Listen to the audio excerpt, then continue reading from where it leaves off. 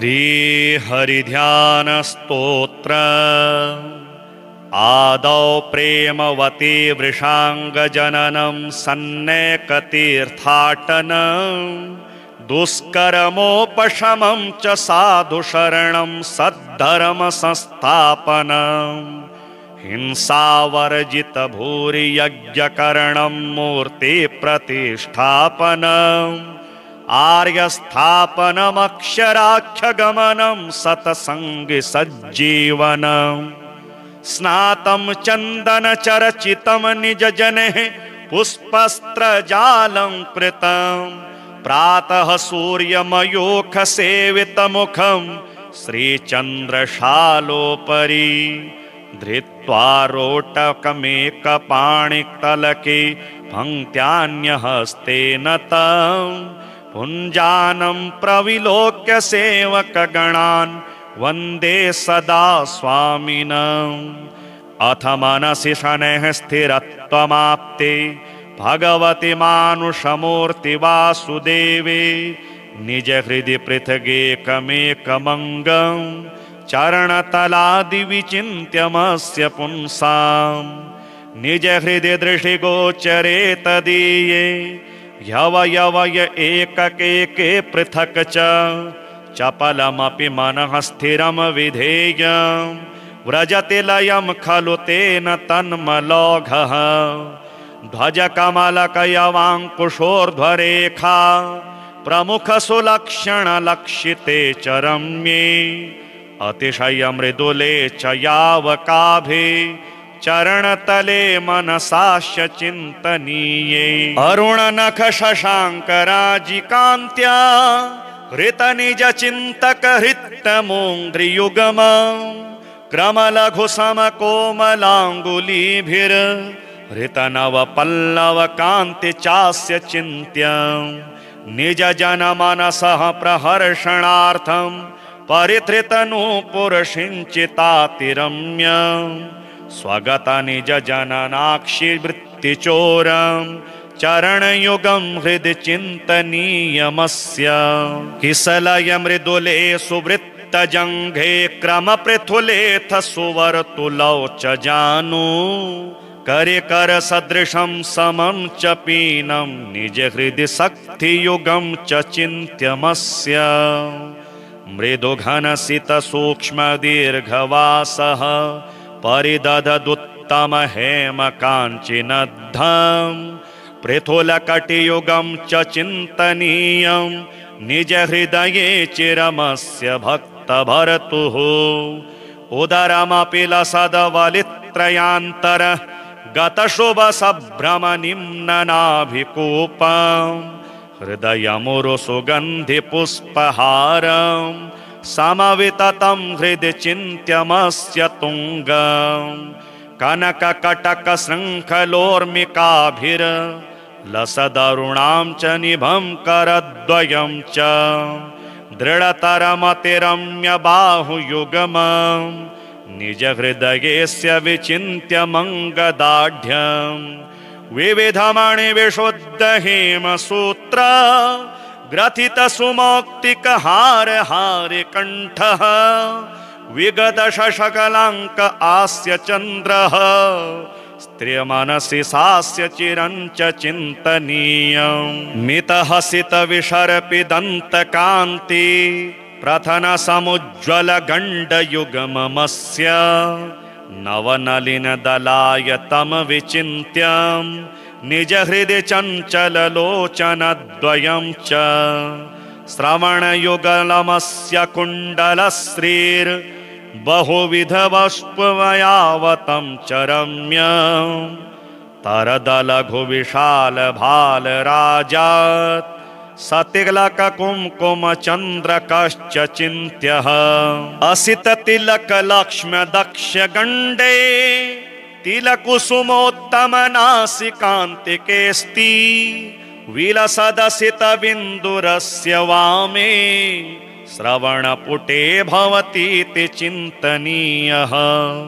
विविधकुसुमशेखरालिराजत पटमुकुटं च शिरोस्य चिन्तयित्वा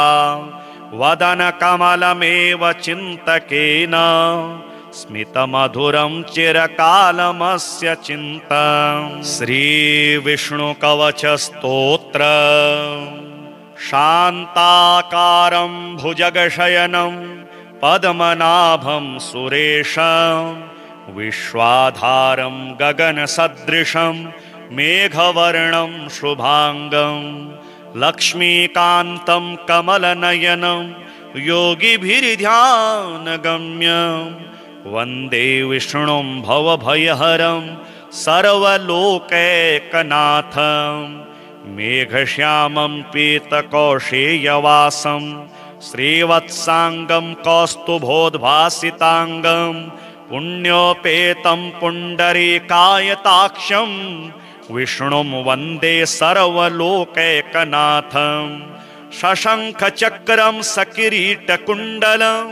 सपीतवस्त्रं सरसीरुहेक्षणं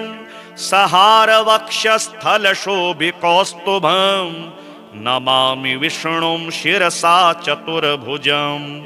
ओं पूर्वतो मां हरिः पातु पश्चात् श्रीः सदक्षिणे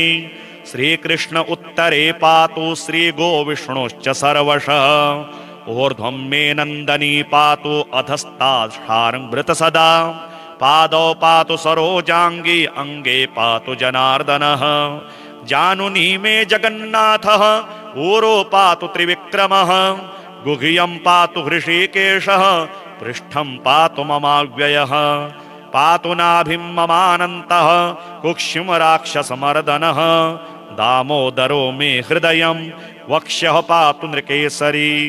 करौ मे कालियारातिः भुजौ भक्तार्तिभञ्जनः कण्ठं कालाम्बुदश्यामः स्कन्धौ मे कंसमर्दनः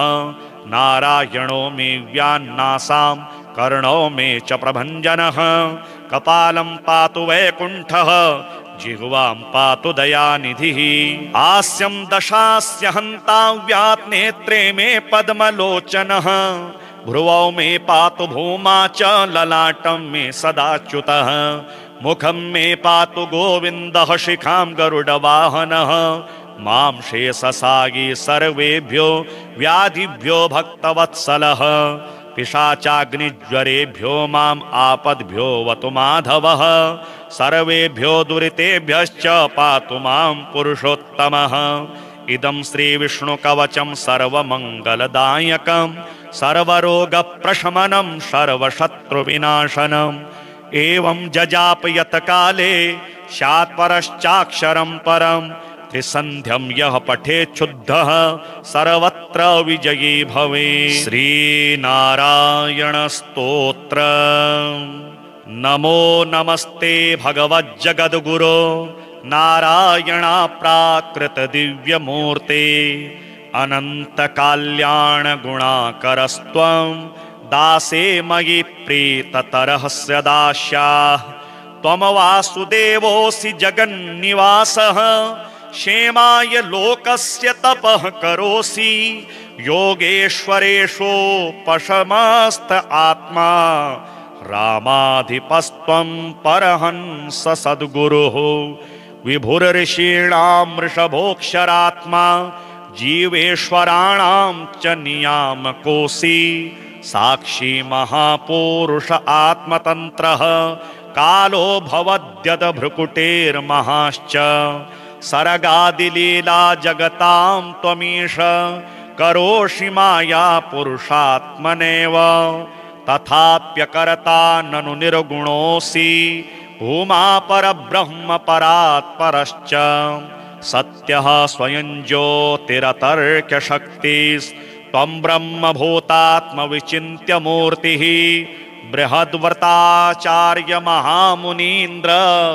कंदर्पदर्पा परहरा प्रताप तपस्विनां ये रिपवः प्रसिद्धाः क्रोधो रसो मत्सरलोभमुख्याः अप्याश्रमं तेऽपि कदापि वेष्टुं नेमं शमाह्येष तव प्रतापः छन्दोमयो ज्ञानमयो मृताध्वा धर्मात्मको धर्म सर्गाभिपोष्टा उन्मूलिता धर्म सर्गो महात्मा त्वमव्ययश्चाक्षयो व्यक्तबन्धुः निर्दोषरूपस्य तवाखिलाः क्रिया भवन्ति वै निर्गुणा निर्गुणस्य धर्मार्थकामेप्सुभिरर्चनीयस्त्वमीश्वरो नाथ मुमुक्षुभिश्च त्वमकालमायायमसंसृतिभ्यो महाभयात् पातुमेकः समर्थः भक्तापराधाननवेक्ष्यमाणो महादयालुः किल भक्तवत्सलः धृतावतारस्य हि नाम मात्रं रूपं च वा यः स्मरेदन्तकाले सोऽपि प्रभो घोरमहागसङ्घात् सद्यो विमुक्तो दिवमाशु याति तं त्वां विहायात्र तु यो मनुष्यो देहे त्रिधातावपि दैहिकेषु जायात्मयज्ञातिधनेषु संजते समायया वञ्चित एव मूढः त्वद्भक्तियोग्यो नरदेह एव यम कामयन्तेऽपि च नाकसंस्थः त्वद्भक्तिहीनहं हि दिवोऽपि सौख्यमहं तु जाने नरकेण तुल्यं तपस्त्रिलोक्याः कुरुषे सुखाय तत्रापि ते भारतवासि पुंषु अनुग्रहो भूरितरो यदत्र कृतावतारो विचरन् विराजसे तस्याश्रयं ये तव नात्र कुर्वते त एव शास्त्रे सुमता कृतघ्नाः अतस्तवैकाश्रयमेव बाढं कुर्वत्यजस्रं मयि तेस्तु तुष्टिः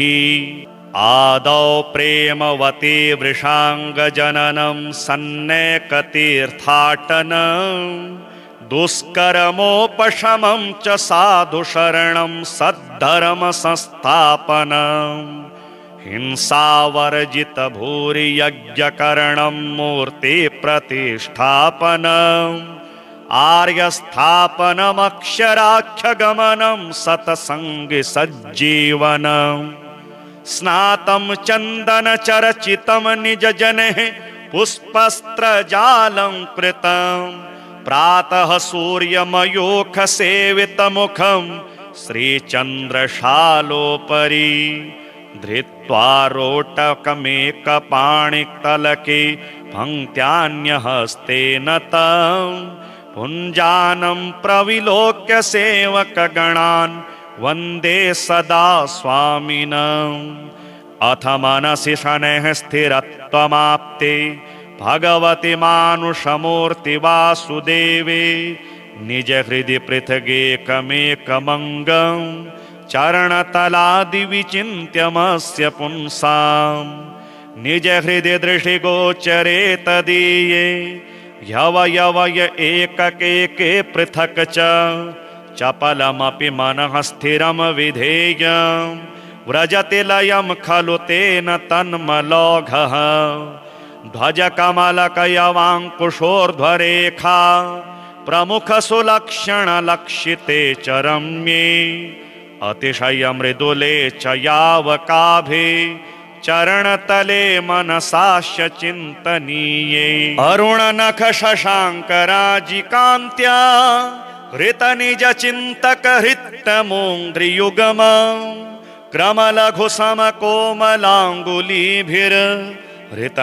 क्रमलघुसमकोमलाङ्गुलीभिर्हृतनवपल्लवकान्ति चास्य चिन्त्य निजजनमनसः प्रहर्षणार्थं परिधृतनूपुरसिञ्चितातिरम्य स्वगतनिजजननाक्षिवृत्तिचोरं चरणयुगं हृदि चिन्तनीयमस्य किसलय मृदुले सुवृत्तजङ्घे क्रमपृथुलेथ सुवर्तुलौ च जानु करिकर सदृशं समं च पीनं निज हृदि शक्तियुगं च चिन्त्यमस्य मृदुघनसितसूक्ष्मदीर्घवासः परिदधदुत्तम हेमकाञ्चिनद्धम् पृथुलकटियुगं च चिन्तनीयं निज हृदये चिरमस्य भक्तभर्तुः उदरमपि लसदवलित्रयान्तर गतशुभसभ्रमनिम्ननाभिकूपम् हृदयमुरुसुगन्धिपुष्पहारम् समविततं हृदि चिन्त्यमस्य तुङ्गम् कनककटकशृङ्खलोर्मिकाभिर्लसदरुणां च निभं करद्वयं च दृढतरमतिरम्यबाहुयुगमं निजहृदयेस्य विचिन्त्यमङ्गदाढ्यं विविधमणिविशुद्धहेमसूत्र ग्रथितसुमौक्तिकहारहारिकण्ठः विगतशशकलाङ्क आस्य चन्द्रः स्त्रियमनसि सास्य चिरञ्च चिन्तनीयम् मितहसितविशर्पिदन्तकान्ति प्रथनसमुज्ज्वलगण्डयुगममस्य नवनलिनदलायतं विचिन्त्यम् निजहृदि चञ्चललोचनद्वयं च श्रवणयुगलमस्य कुण्डलश्रीर्बहुविधवस्पुवयावतं च रम्यं तरदलघुविशालभालराजात् सतिलककुङ्कुमचन्द्रकश्च चिन्त्यः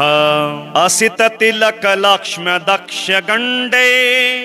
तिलकुसुमोत्तमनासिकान्तिकेऽस्ति विलसदसितबिन्दुरस्य वामे श्रवणपुटे भवतीति चिन्तनीयः विविधकुसुमशेखरालिराजत पटमुकुटं च शिरोस्य चिन्तयित्वा वदनकमलमेव चिन्तकेन स्मितमधुरं चिरकालमस्य चिन्तम् श्रीविष्णुकवचस्तोत्र शान्ताकारं भुजगशयनं पद्मनाभं सुरेशं विश्वाधारं गगनसदृशं मेघवर्णं शुभांगं लक्ष्मीकान्तं कमलनयनं योगिभिर्ध्यानगम्यं वन्दे विष्णुं भवभयहरं सर्वलोकैकनाथं मेघश्यामं पीतकौशेयवासं श्रीवत्साङ्गं कौस्तुभोद्भासिताङ्गं पुण्योपेतं पुण्डरीकायताक्षं विष्णुं वन्दे सर्वलोकैकनाथं शशङ्खचक्रं सकिरीटकुण्डलं सपीतवस्त्रं सरसीरुहेक्षणं सहारवक्षस्थलशोभिकौस्तुभं नमामि विष्णुं शिरसा चतुर्भुजम् ॐ पूर्वतो मां हरिः पातु पश्चात् श्रीः सदक्षिणे श्रीकृष्ण उत्तरे पातु श्रीगोविष्णुश्च सर्वशः ऊर्ध्वं मे नन्दनी पातु अधस्तात् सदा पादौ पातु सरोजाङ्गी अङ्गे पातु जनार्दनः जानुनी मे जगन्नाथः ऊरो पातु त्रिविक्रमः गुह्यं पातु हृषीकेशः पृष्ठं पातु ममाव्ययः पातु नाभिं ममानन्तः कुक्षिं राक्षसमर्दनः दामोदरो मे हृदयं वक्ष्यः पातु नृकेसरी करौ मे कालियारातिः भुजौ भक्तार्तिभञ्जनः कंठं कालाम्बुदश्यामः स्कन्धौ मे कंसमर्दनः नारायणो मे व्यान्नासां कर्णौ मे च प्रभञ्जनः कपालं पातु वैकुण्ठः जिह्वां पातु दयानिधिः हास्यं दशास्य हन्ताव्यात् नेत्रे मे पद्मलोचनः भ्रुवौ मे पातु भूमा च ललाटं मे सदाच्युतः मुखं मे पातु गोविन्दः शिखां गरुडवाहनः मां शेषसागी सर्वेभ्यो व्याधिभ्यो भक्तवत्सलः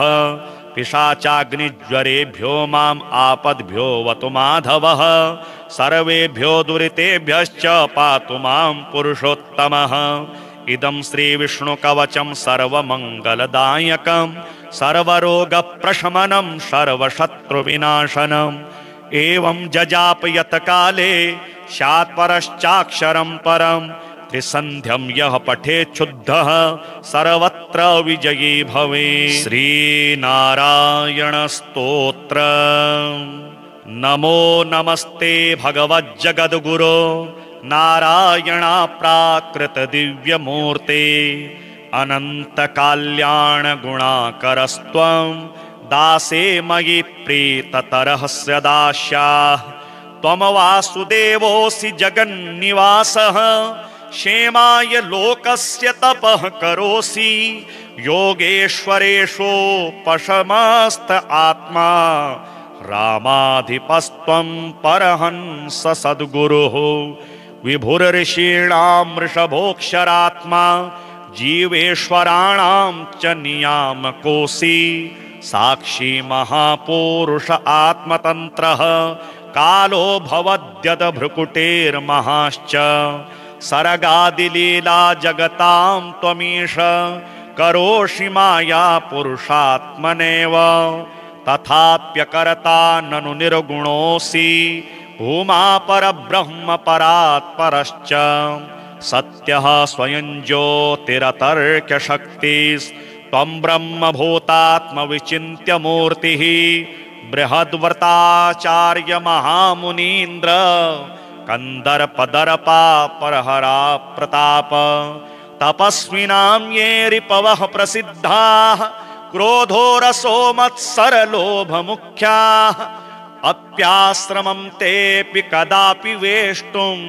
नेमं शमाहेश तव प्रतापः।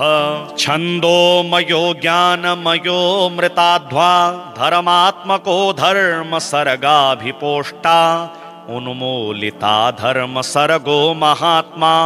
त्वमव्ययश्चाक्षयो व्यक्तबन्धुः निर्दोषरूपस्य तवाखिलाः क्रिया भवन्ति वै निर्गुणा निर्गुणस्य धर्मार्थकामेप्सुभिरर्चनीयस्त्वमीश्वरो नाथ मुमुक्षुभिश्च त्वमकालमाया यमसंसृतिभ्यो महाभयात् पातुमेकः समर्थः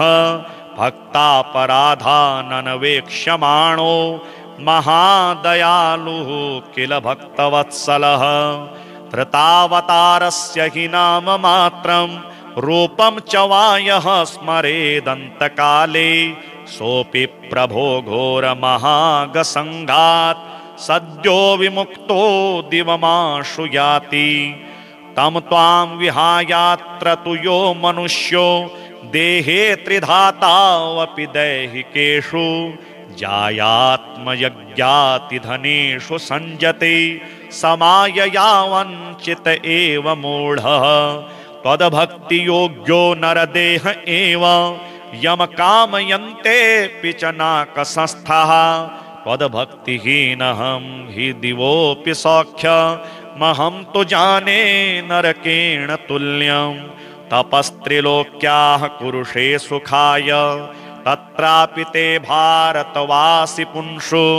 अनुग्रहो भूरितरो यदत्र कृतावतारो विचरन् विराजसे तस्याश्रयं ये तव नात्र कुर्वते त एव शास्त्रे सुमता कृतघ्नाः अतस्तवैकाश्रयमेव बाळं कुर्वत्यजस्रं मयि तेऽस्तु तुष्टिः आदौ प्रेमवती वृषाङ्गजननं सन्नेकतीर्थाटनं दुष्कर्मोपशमं च साधुशरणं सद्धर्मसंस्थापनं हिंसावर्जित भूरियज्ञकरणं मूर्तिप्रतिष्ठापनम् आर्यस्थापनमक्षराख्यगमनं सत्सङ्गि सज्जीवनम्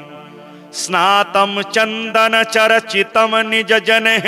पुष्पस्त्रजालं कृतं प्रातः सूर्यमयूखसेवितमुखं श्रीचन्द्रशालोपरि धृत्वा रोटकमेकपाणितलके पङ्क्त्यान्यहस्तेन तं पुञ्जानं प्रविलोक्य सेवकगणान् वन्दे सदा स्वामिनम् अथ मनसि शनैः स्थिरत्वमाप्ते भगवति मानुषमूर्ति वासुदेवे निज हृदि पृथगेकमेकमङ्गं चरणतलादि विचिन्त्यमस्य पुंसाम् निज हृदि दृष्टिगोचरे तदीये ह्यवयवय एककेके पृथक् च चपलमपि मनः स्थिरं विधेयम् व्रजति लयं खलु तेन तन्मलौघः ध्वजकमलकयवाङ्कुशोर्ध्वरेखा प्रमुखसुलक्षणलक्षिते च रम्ये अतिशयमृदुले च यावकाभे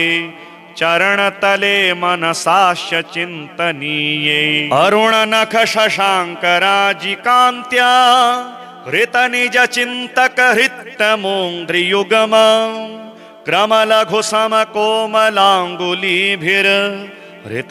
क्रमलघुसमकोमलाङ्गुलीभिर्हृतनवपल्लवकान्ति चास्य चिन्त्य निजजनमनसः प्रहर्षणार्थं परिधृतनूपुरसिञ्चितातिरम्य स्वगत निजजननाक्षिवृत्तिचोरं चरणयुगं हृदि चिन्तनीयमस्य किसलय मृदुले सुवृत्तजङ्घे क्रमपृथुलेथ सुवर्तुलौ च जानु करिकर सदृशं समं च पीनं निज हृदि शक्तियुगं च चिन्त्यमस्य मृदुघनसित सूक्ष्म दीर्घवासः परिदधदुत्तम हेम काञ्चिनद्धं पृथुलकटियुगं च चिन्तनीयं निज हृदये चिरमस्य भक्तभर्तुः उदरमपि लसदवलित्रयान्तर गतशुभसभ्रमनिम्ननाभिकूपं हृदयमुरुसुगन्धिपुष्पहारं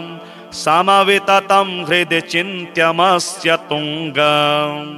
कनककटकशृङ्खलोर्मिकाभिर्लसदरुणां च निभं करद्वयं च दृढतरमतिरम्य बाहुयुगमं निज हृदयेस्य विचिन्त्य मङ्गदाढ्यं विविधमणिविशुद्धहेमसूत्र ग्रथितसुमौक्तिकहारहारिकण्ठः विगतशशकलाङ्क आस्य चन्द्रः स्त्रियमनसि सास्य चिरं च चिन्तनीयं मितहसितविशर्पिदन्तकान्ति प्रथनसमुज्ज्वलगण्डयुगममस्य नवनलिनदलायतं विचिन्त्यं निज हृदि चञ्चललोचनद्वयं च श्रवणयुगलमस्य कुण्डलश्रीर्बहुविधवस्पुवयावतं च रम्यं तरदलघुविशालभालराजात् सतिलककुङ्कुमचन्द्रकश्च चिन्त्यः असिततिलकलक्ष्म्यदक्षगण्डे तिलकुसुमोत्तमनासिकान्तिकेऽस्ति विलसदसितबिन्दुरस्य वामे श्रवणपुटे भवतीति चिन्तनीयः विविधकुसुमशेखरालिराजत पटमुकुटं च शिरोस्य चिन्तयित्वा वदनकमलमेव चिन्तकेन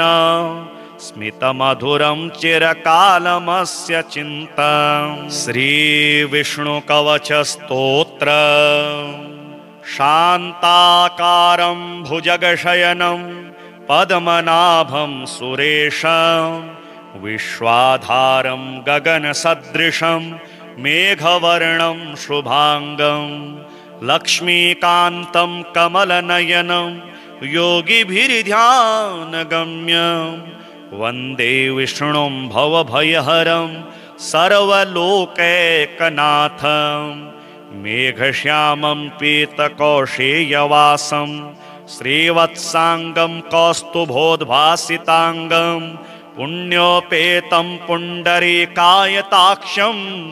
विष्णुं वन्दे सर्वलोकैकनाथं शशङ्खचक्रं सकिरीटकुण्डलं सपीतवस्त्रं सरसीरुहेक्षणं सहारवक्षस्थलशोभिकौस्तुभं नमामि विष्णुं शिरसा चतुर्भुजम्। ॐ पूर्वतो मां हरिः पातु पश्चात् श्रीः सदक्षिणे श्रीकृष्ण उत्तरे पातु श्रीगोविष्णुश्च सर्वशः। ऊर्ध्वं मे नन्दनी पातु अधस्तात् सदा। पादौ पातु सरोजाङ्गी अङ्गे पातु जनार्दनः। जानुनी मे जगन्नाथः ऊरो पातु त्रिविक्रमः। गुह्यं पातु हृषीकेशः पृष्ठं पातु ममाव्ययः। पातु नाभिं ममानन्तः कुक्षिं राक्षसमर्दनः। दामोदरो मे हृदयं वक्ष्यः पातु नृकेसरी। करौ मे कालियारातिः भुजौ भक्तार्तिभञ्जनः। कण्ठं कालाम्बुदश्यामः स्कन्धौ मे कंसमर्दनः। नारायणो मे व्यान्नासां कर्णौ मे च प्रभञ्जनः। कपालं पातु वैकुण्ठः जिह्वां पातु दयानिधिः। हास्यं दशास्य हन्ताव्यात् नेत्रे मे पद्मलोचनः। भ्रुवौ मे पातु भूमा च ललाटं मे सदाच्युतः। मुखं मे पातु गोविन्दः शिखां गरुडवाहनः। मां शेषसायी सर्वेभ्यो व्याधिभ्यो भक्तवत्सलः। पिशाचाग्निज्वरेभ्यो माम् आपद्भ्यो वतु माधवः। सर्वेभ्यो दुरितेभ्यश्च पातु मां पुरुषोत्तमः। इदं श्रीविष्णुकवचं सर्वमङ्गलदायकं सर्वरोगप्रशमनं सर्वशत्रुविनाशनम्। एवं जजाप यत्काले स्यात् परश्चाक्षरं परम्। त्रिसन्ध्यं यः पठेत् शुद्धः सर्वत्र विजयी भवेत्। श्रीनारायण स्तोत्र। नमो नमस्ते भगवज्जगद्गुरो नारायणा प्राकृत दिव्यमूर्ते। अनंत कल्याण गुणाकरस्त्वं दासे मयि प्रीततरस्य दास्याः। त्वं वासुदेवोऽसि जगन्निवासः क्षेमाय लोकस्य तपः करोसि। योगेश्वरेषोपशमस्त आत्मा रामाधिपस्त्वं परहंस सद्गुरुः। विभुर्षीणां वृषभोऽक्षरात्मा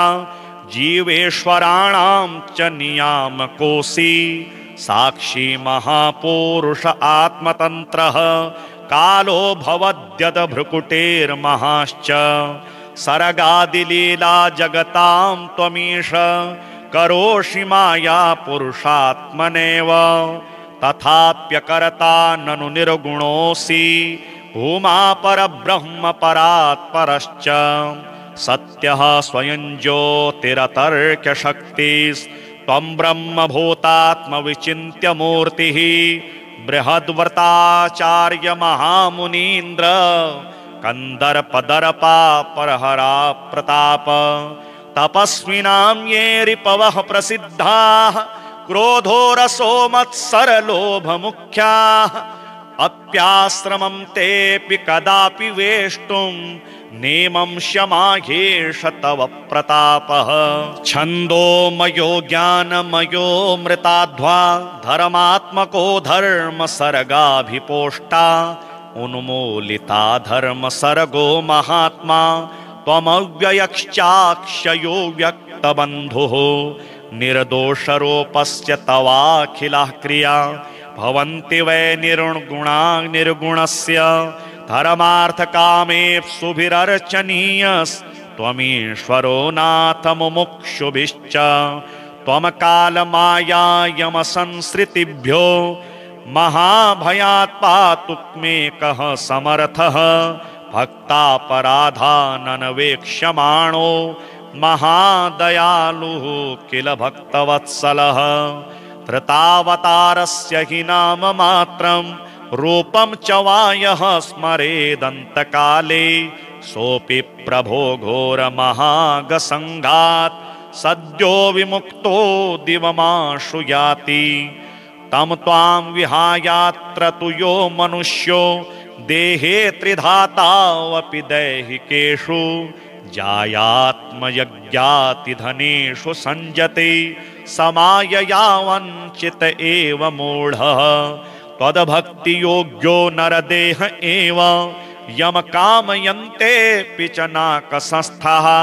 त्वद्भक्तिहीनहं हि दिवोऽपि सौख्यमहं तु जाने नरकेण तुल्यं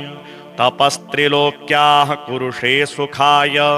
तत्रापि ते भारतवासि पुंषु अनुग्रहो भूरितरो यदत्र कृतावतारो विचरन् विराजसे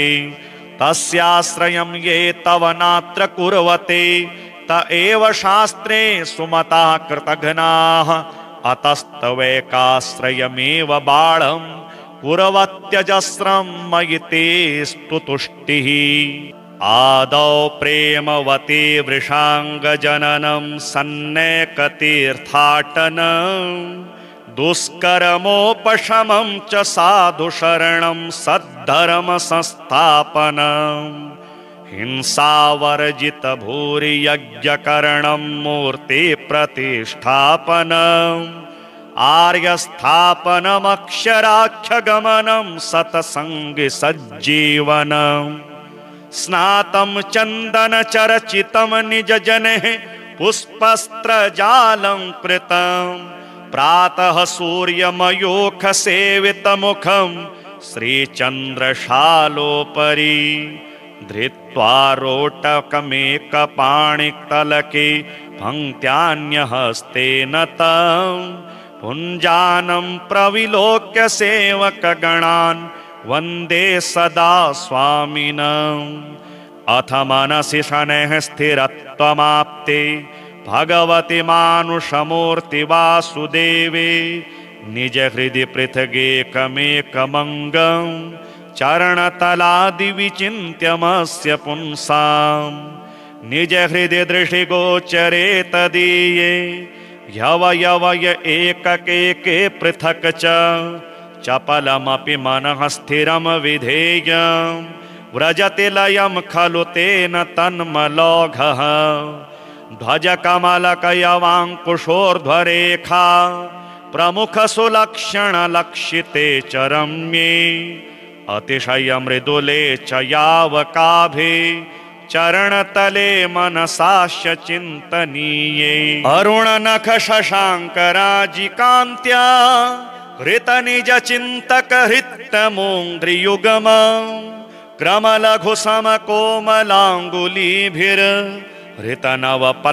क्रमलघुसमकोमलाङ्गुलीभिर्हृतनवपल्लवकान्तिचास्य चिन्त्यं निजजनमनसः प्रहर्षणार्थं परिधृतनूपुरसिञ्चितातिरम्यं स्वगतनिजजननाक्षिवृत्तिचोरं चरणयुगं हृदि चिन्तनीयमस्य किसलय मृदुले सुवृत्तजङ्घे क्रमपृथुलेऽथ सुवर्तुलौ च जानु करिकर सदृशं समं च पीनं निज हृदि शक्तियुगं च चिन्त्यमस्य मृदुघनसितसूक्ष्मदीर्घवासः परिदधदुत्तमहेमकाञ्चिनद्धम् पृथुलकटियुगं च चिन्तनीयं निज हृदये चिरमस्य भक्तभर्तुः उदरमपि लसदवलित्रयान्तर गतशुभसभ्रमनिम्ननाभिकूपं हृदयमुरुसुगन्धिपुष्पहारं समविततं हृदि चिन्त्यमस्य तुङ्गं कनककटकशृङ्खलोर्मिकाभिर् लसदरुणां च निभं करद्वयं च दृढतरमतिरम्यबाहुयुगमं निज हृदयेस्य विचिन्त्यमङ्गदाढ्यं विविधमणिविशुद्धहेमसूत्र ग्रथितसुमौक्तिकहारहारिकण्ठः विगतशशकलाङ्क आस्य चन्द्रः स्त्रियमनसि सास्य चिरं च चिन्तनीयं मितहसितविशर्पिदन्तकान्ति प्रथनसमुज्ज्वलगण्डयुगममस्य नवनलिनदलायतं विचिन्त्यं निज हृदि चञ्चललोचनद्वयं च श्रवणयुगलमस्य कुण्डलश्रीर् बहुविधवस्पवयावतं च रम्य तरदलघुविशालभालराजात् सतिलककुङ्कुमचन्द्रकश्च चिन्त्यः असिततिलकलक्ष्म्यदक्षगण्डे तिलकुसुमोत्तमनासिकान्तिकेऽस्ति विलसदसितबिन्दुरस्य वामे श्रवणपुटे भवतीति चिन्तनीयः विविधकुसुमशेखरालिराजत पटमुकुटं च शिरोस्य चिन्तयित्वा वदनकमलमेव चिन्तकेन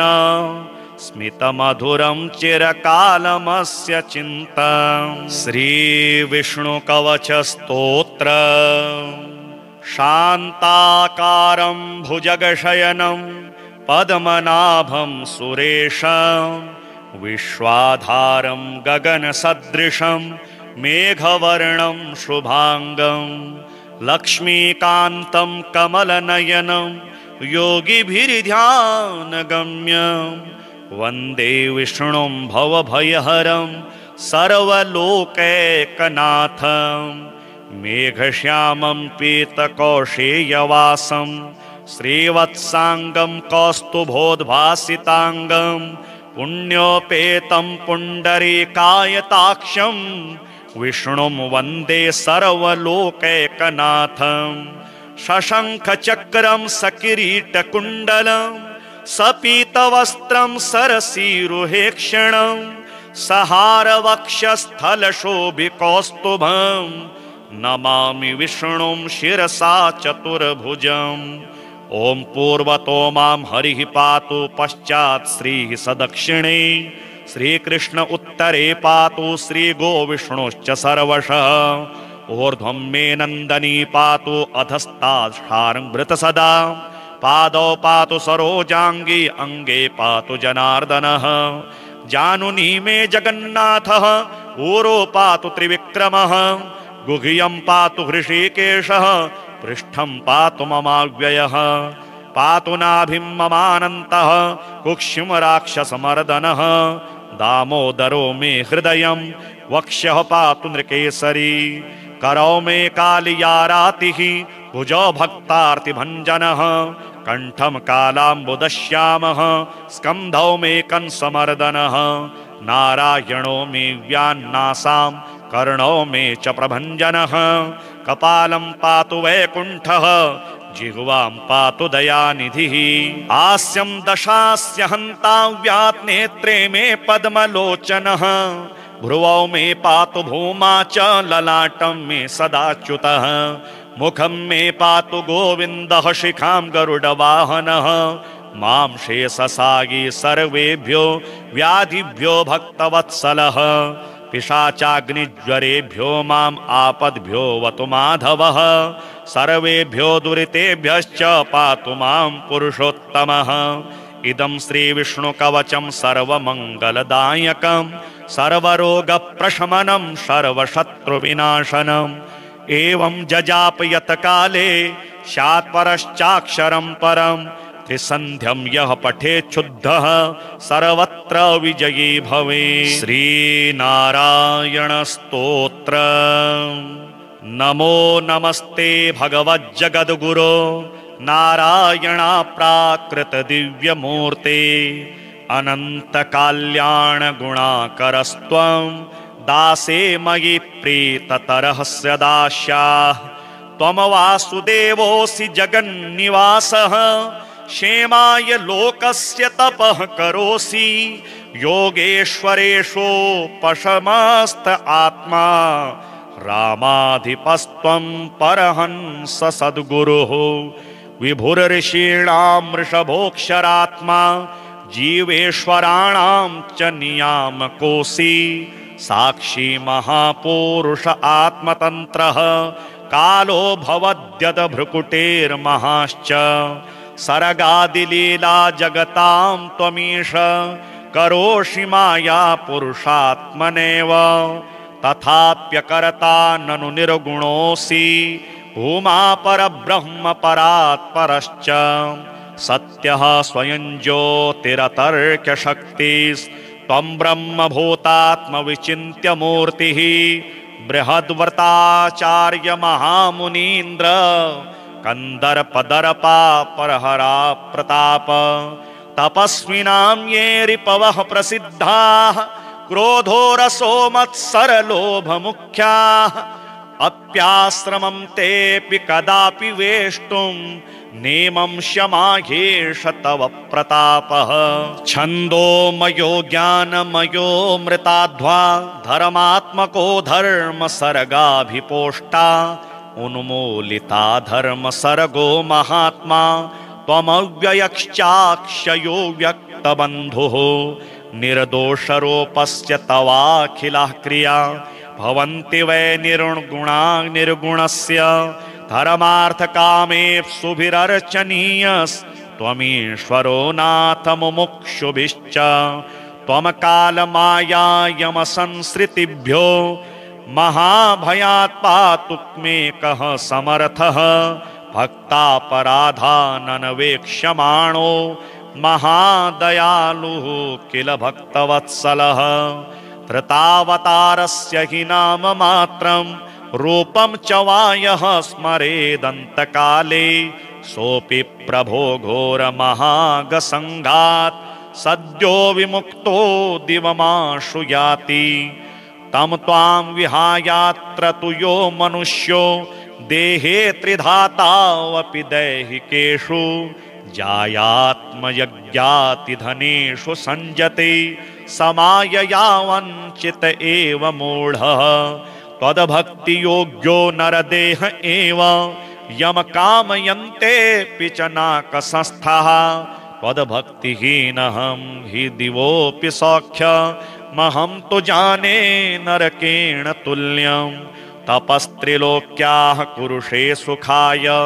तत्रापि ते भारतवासि पुंषु अनुग्रहो भूरितरो यदत्र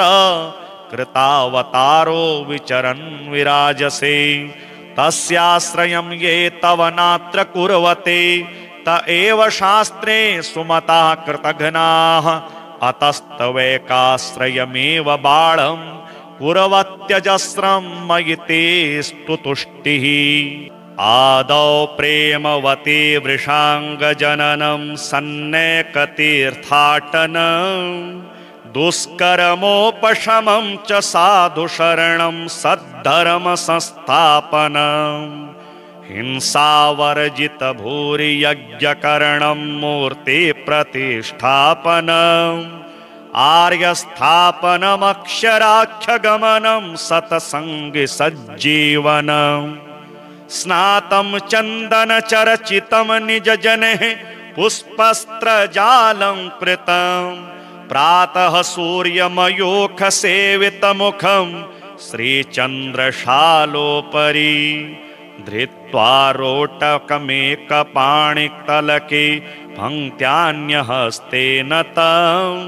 पुञ्जानं प्रविलोक्य सेवकगणान् वन्दे सदा स्वामिनम् अथ मनसि शनैः स्थिरत्वमाप्ते भगवति मानुषमूर्ति वासुदेवे निज हृदि पृथगेकमेकमङ्गं चरणतलादिविचिन्त्यमस्य पुंसाम् निज हृदि दृशिगोचरे तदीये ह्यवयवय एककेके पृथक् च चपलमपि मनः स्थिरं विधेयं व्रजति लयं खलु तेन तन्मलौघः ध्वजकमलकयवाङ्कुशोर्ध्वरेखा प्रमुखसुलक्षणलक्षिते च रम्ये अतिशयमृदुले च यावकाभे चरणतले मनसास्य चिन्तनीये अरुणनखशशाङ्कराजिकान्त्या हृतनिजचिन्तकहृत्तमोङ्घ्रियुगम क्रमलघुसमकोमलाङ्गुलीभिर्हृतनवपल्लवकान्ति चास्य चिन्त्य निजजनमनसः प्रहर्षणार्थं परिधृतनूपुरसिञ्चितातिरम्य स्वगत निजजननाक्षिवृत्तिचोरं चरणयुगं हृदि चिन्तनीयमस्य किसलय मृदुले सुवृत्तजङ्घे क्रमपृथुलेथ सुवर्तुलौ च जानु करे कर सदृशं समं च पीनं निज हृदि शक्तियुगं च चिन्त्यमस्य मृदुघनसित सूक्ष्म दीर्घवासः परिदधदुत्तम हेम काञ्चिनद्धं पृथुलकटियुगं च चिन्तनीयं निज हृदये चिरमस्य भक्तभर्तुः उदरमपि लसदवलित्रयान्तर गतशुभ सभ्रम निम्ननाभिकूपं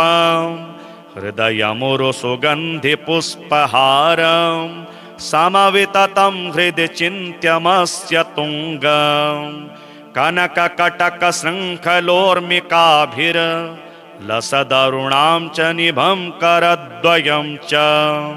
दृढतरमतिरम्य बाहुयुगमं निज हृदयेस्य विचिन्त्य मङ्गदाढ्यं विविधमणिविशुद्ध हेमसूत्र ग्रथित सुमौक्तिकहार हारिकण्ठः विगत शशकलाङ्क आस्य चन्द्रः स्त्रियमनसि सास्य चिरं च चिन्तनीयं मितहसित विशर्पिदन्तकान्ति प्रथन समुज्ज्वल गण्डयुगममस्य नवनलिनदलायतं विचिन्त्यं निज हृदि चञ्चललोचनद्वयं च श्रवणयुगलमस्य कुण्डलश्रीर् बहुविधवस्पुवयावतं च रम्यं तरदलघुविशालभालराजात् सतिलककुङ्कुमचन्द्रकश्च चिन्त्यः असिततिलकलक्ष्म्यदक्षगण्डे तिलकुसुमोत्तमनासिकान्तिकेऽस्ति विलसदसितबिन्दुरस्य वामे श्रवणपुटे भवतीति चिन्तनीयः विविधकुसुमशेखरालिराजत पटमुकुटं च शिरोस्य चिन्तयित्वा वदनकमलमेव चिन्तकेन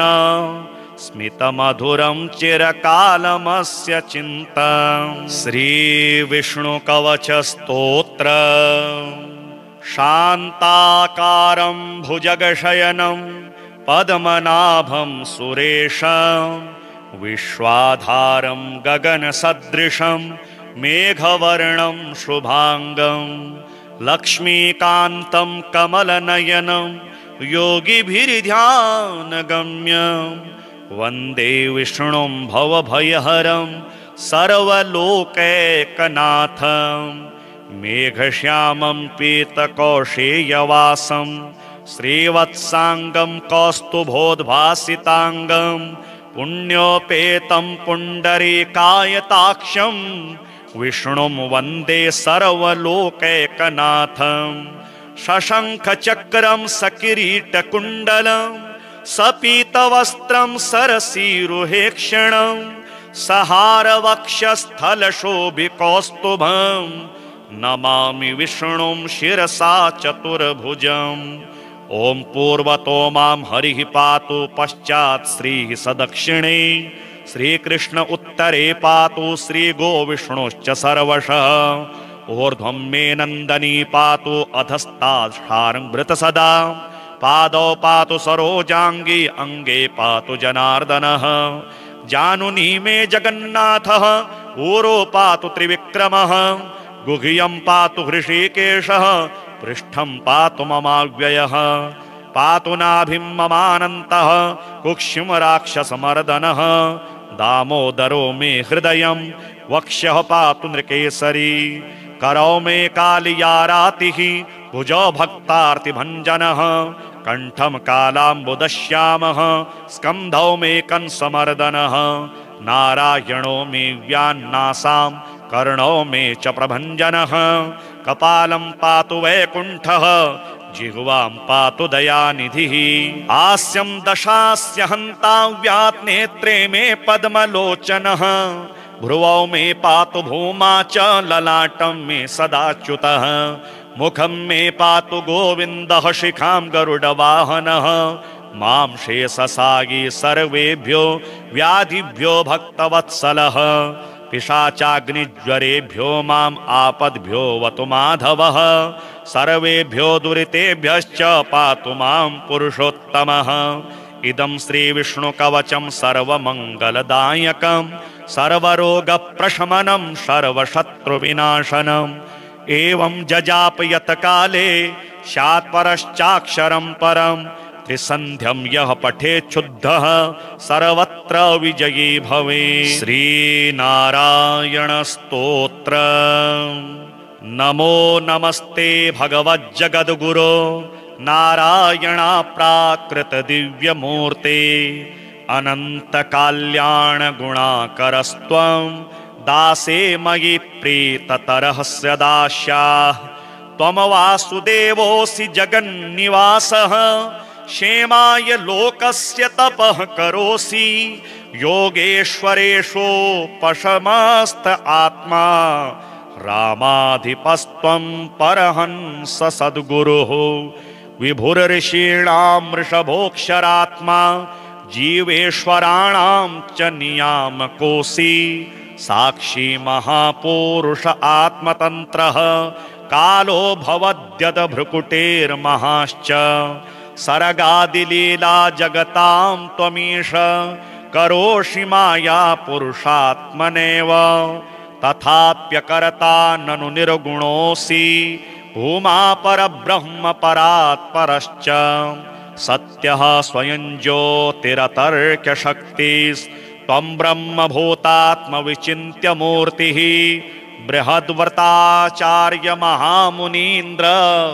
कंदर्पदर्पा परहरा प्रताप तपस्विनां ये रिपवः प्रसिद्धाः क्रोधो रसो मत्सरलोभमुख्याः अप्याश्रमं तेऽपि कदापि वेष्टुं नेमं शमाहेश तव प्रतापः छन्दोमयो ज्ञानमयो मृताध्वा धर्मात्मको धर्म सर्गाभिपोष्टा